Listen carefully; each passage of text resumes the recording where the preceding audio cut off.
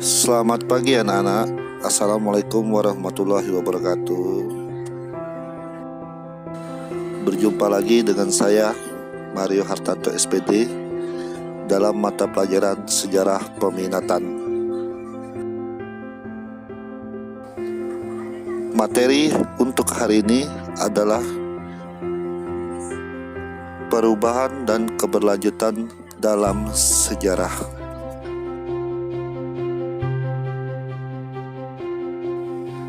Yang pertama, perubahan.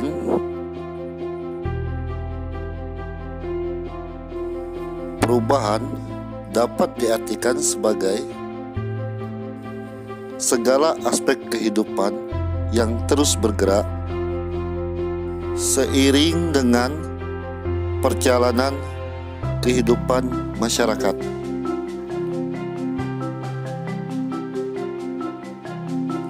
Saya yakin di kehidupan kalian banyak sekali kalian melihat yang namanya perubahan.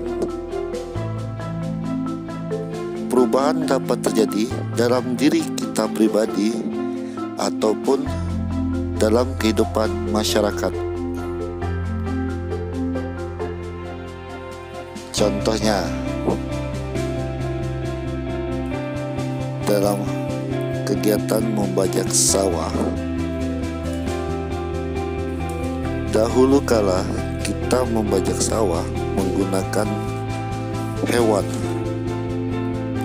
kemudian berubah menggunakan mesin dengan tenaga manusia sebagai pengendalinya, dan akhirnya sekarang orang membajak sawah menggunakan mobil yang diberi nama John Deere. Perkembangan perubahan kehidupan dalam masyarakat ada yang cepat dan ada juga yang lambat. Perubahan secara cepat disebut revolusi, sedangkan perubahan secara lambat disebut evolusi. Faktor yang mempengaruhi perubahan: yang pertama, faktor intern; yang kedua, faktor ekstern. Faktor intern yang pertama yaitu perubahan penduduk, seperti bertambah dan berkurangnya penduduk yang menyebabkan adanya perubahan dalam masyarakat. Kedua, adanya penemuan baru,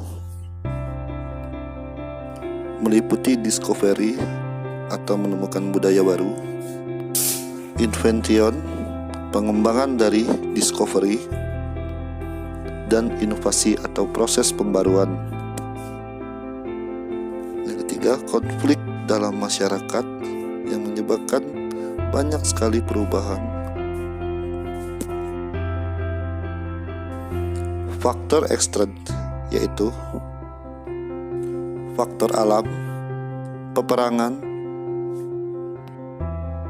pengaruh kebudayaan masyarakat lain, dan bersatunya dua kebudayaan menjadi satu.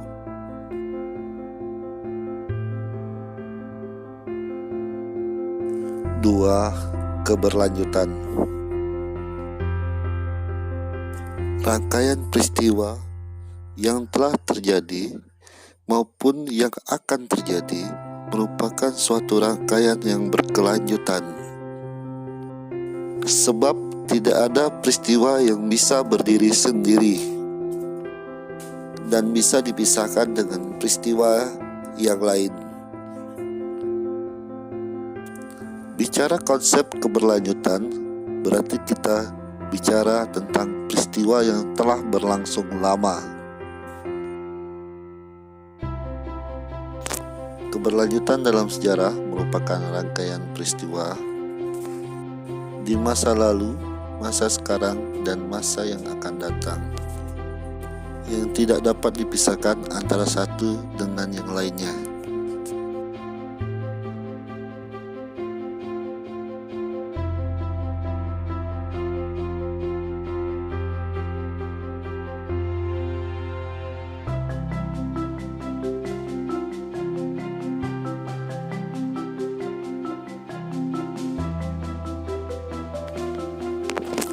Contoh keberlanjutan bisa kamu lihat dari kasus KKN yang terjadi di Indonesia. KKN yang terjadi pada era reformasi merupakan keberlanjutan dari KKN yang terjadi pada masa Orde Baru. Dan KKN yang terjadi pada masa Orde Baru merupakan keberlanjutan dari KKN yang terjadi pada masa Orde Lama. Dan begitu seterusnya. Jadi, bisa kita simpulkan bahwa KKN yang terjadi di Indonesia merupakan sesuatu yang terjadi secara turun-menurun dan telah berlangsung sudah lama.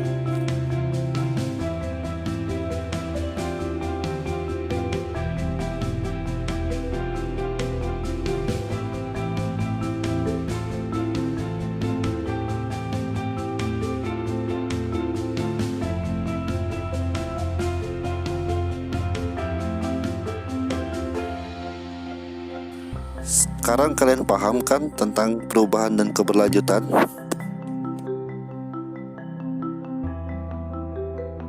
Beberapa penjelasan tadi dapat kalian jadikan landasan untuk memahami faktor-faktor yang mempengaruhi perubahan. Sedangkan keberlanjutan adalah suatu keadaan yang terjadi karena adanya hubungan dengan keadaan yang lainnya, baik dari keadaan hari ini, keadaan masa lampau, dan keadaan yang akan datang.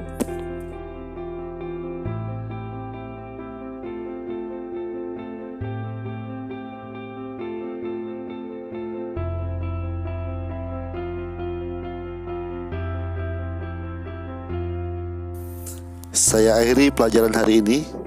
Assalamualaikum warahmatullahi wabarakatuh.